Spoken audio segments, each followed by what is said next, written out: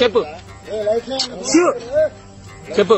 గతంలో నేను లోకేష్ అన్నది గాని, చంద్రబాబు నాయుడు గారు, భువనేశ్వర్ గారి పార్టీలో ఉన్న వ్యక్తులు గాని ఏమన్నుంటే, ఏమన్నా నీరనుంటే మనస్ఫూర్తిగా క్షమించమని, నువ్వు మీ ఆవిడ మొత్తం నా కుటుంబ సభ్యులు, నా భార్యతో సహా అనుంటే క్షమించమని కోరుకుంటా. చిన్న కాళ్ళు నా కాళ్ళు కాదు, లోకేష్ గారు నువ్వు క్షమించమని అడగాల. అడుగు చెప్పు. ఎన్నికల్లో వైఎస్ఆర్సీపీ ఓడిపోయింది అని తెలిసిన నెక్స్ట్ మూమెంట్ నుంచి వాళ్ళ మాజీ ఎమ్మెల్యేలైన కొడాలి నాని, వల్లభనేని వంశీ ఇళ్ల మీద దాడులు చేయటం మొదలుపెట్టారు.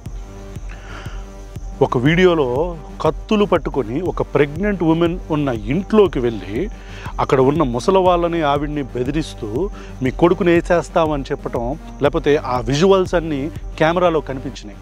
వాళ్ళు చెప్పిన దాని ప్రకారం వాళ్ళని చాలా భయభ్రాంతులకు గురి చేశారు. ఇంకొక వీడియోలో వైఎస్ఆర్సీపీ కార్యకర్త నడిపించుకుంటున్న ఒక షాపు మొత్తాన్ని ధ్వంసం చేస్తే, ఇంకొక వీడియోలో నడి రోడ్డు మీద అందరూ చూస్తుండగానే కత్తులతో వైఎస్ఆర్సీపీ కార్యకర్త మీద దాడి చేస్తున్నారు.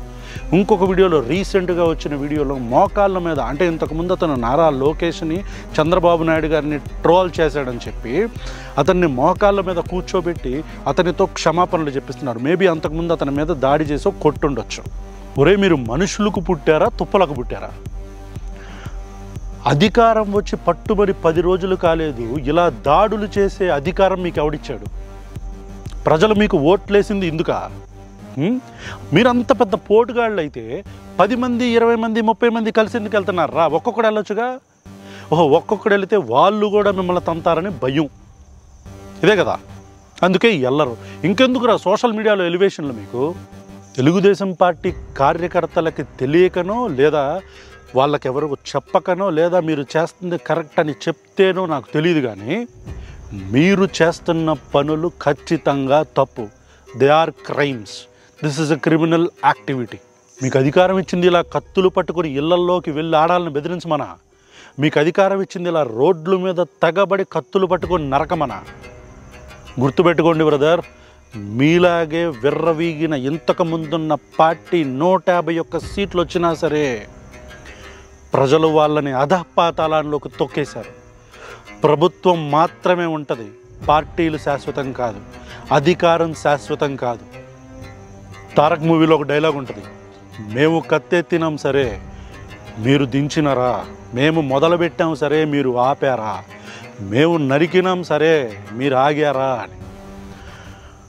మీకు ప్రజల అధికారం ఇచ్చిందిలా దాడులు చేయటానికి కాదు.